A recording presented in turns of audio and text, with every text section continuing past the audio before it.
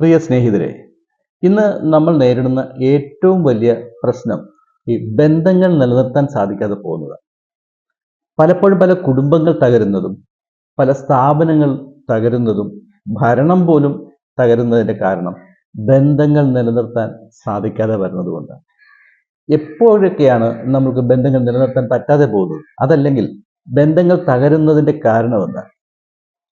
ഒന്ന് സ്നേഹമില്ലായ്മ, രണ്ടാമത്തേത് പരസ്പരമുള്ള ആശയവിനിമയത്തിൻ്റെ കുറവ്, പരസ്പരം മനസ്സിലാക്കുന്നില്ല, വിട്ടുവീഴ്ച ചെയ്യാൻ തയ്യാറാകുന്നില്ല, ക്ഷമിക്കാൻ സാധിക്കുന്നില്ല.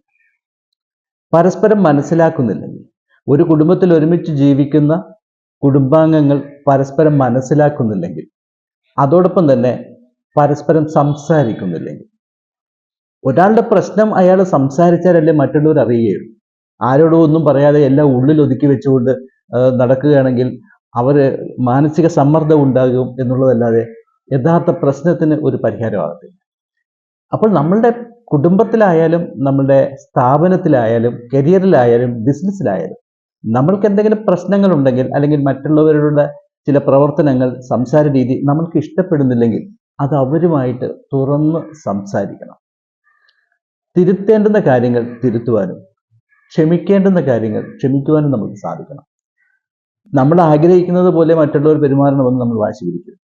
അവരെ അവരായിട്ട് കണ്ടുകൊണ്ട്, അവരുടെ കുറവുകൾ മനസ്സിലാക്കിക്കൊണ്ട് അവരെ ഉൾക്കൊള്ളുവാൻ നമ്മൾ ശ്രമിക്കുന്നതോടൊപ്പം സ്നേഹപൂർവ്വം തിരുത്താനേ നമുക്ക് സാധിക്കുകയുള്ളൂ. ബന്ധങ്ങൾ നിലനിർത്തുവാനായിട്ട് ഈ കാര്യങ്ങൾ നമ്മളുടെ ജീവിതത്തിൽ നമ്മൾ അത് അപ്ലൈ ചെയ്തേ പറ്റുള്ളൂ. അതല്ലെങ്കിൽ തകർന്നു പോകുന്നത് ബന്ധങ്ങൾ മാത്രമല്ല, നമ്മൾ കൂടിയാണ്, നമ്മളുടെ സ്വപ്നങ്ങളാണ്, നമ്മളുടെ കരിയറാണ്.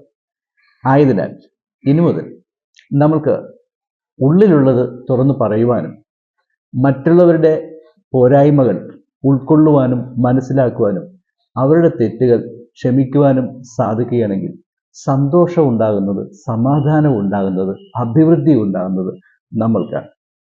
അതുകൊണ്ട് തന്നെ നമ്മളുടെ ജീവിതമാണ്, ഒരിക്കലാണ് നമ്മൾ ഈ ഭൂമിയിൽ ജീവിക്കുന്നത്.